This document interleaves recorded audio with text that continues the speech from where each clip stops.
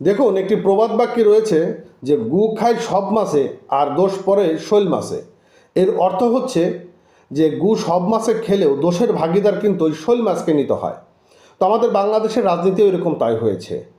বাংলাদেশে যারা রাজনীতি করে তাদের মধ্যে সবথেকে বড় দোষের ভাগিদাররা হচ্ছে বিএনপি, আওয়ামী লীগ, জাতীয় পার্টি।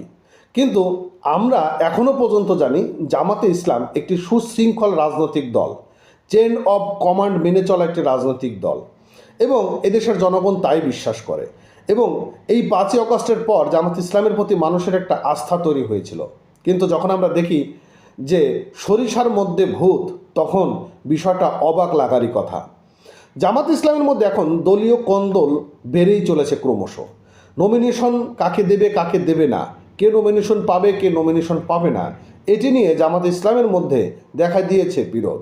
আর এটি এখন জনমনের মধ্যে একটা অন্যরকম প্রশ্ন তৈরি হচ্ছে। তাহলে কি জামাত ইসলাম এতদিন ক্ষমতায় ছিল না, বা ক্ষমতায় আসার জন্য তারা নীতি আদর্শের কথা বলেছে?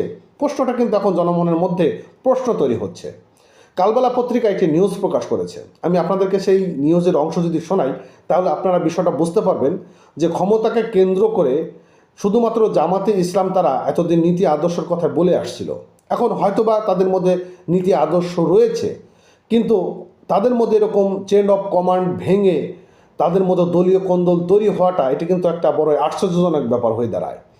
কালবেলা পত্রিকা যেটি বলছেন যে দেশের অন্যতম বৃহৎ ইসলামিক রাজনৈতিক দল জামাত ইসলামের মধ্যে অভ্যন্তরীণ কোন্দলের খবর ক্রমশই প্রকাশ হয়ে আসছে। বিশেষ করে ত্রয়োদশ জাতীয় সংসদ নির্বাচনে প্রার্থী মনোনয়ন প্রক্রিয়ায় দলটির তৃণমূল পর্যায়ে কয়েকটি আসনে দেখা দিয়েছে বিরোধ ও অসন্তুষ্ট। আর দীর্ঘদিন ধরে সুশৃঙ্খল হিসেবে পরিচিত এই দলের মধ্যে 4টি আসনে প্রকাশ্যে দ্বন্দ্ব দেখা দিয়েছে, আরও 4টি আসনে অপ্রকাশ্য বিরোধ রয়েছে বলে দলীয় সূত্র থেকে জানা গিয়েছে। এখন বিষয়টাকে আপনারা বুঝতে পেরেছেন যে জামাতে ইসলাম বলেন, আওয়ামী লীগ, বিএনপি, জামাত, জাতীয় পার্টি যেটাই বলেন না কেন, আসলে ভাই ক্ষমতাকে কেন্দ্র করে সবাই ফ্যাসিস্ট হয়ে ওঠার চেষ্টা করে।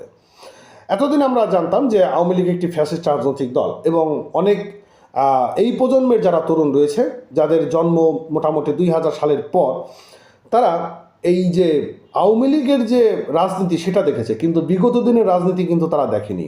যেমন আমরা যখন স্কুল কলেজে পড়াশোনা করেছি বা স্কুলে পড়াশোনা করেছি, তখন শিবিরের জন্য কিন্তু একটা বড় ট্যাক্স ছিল যে রক কাটা পার্টি।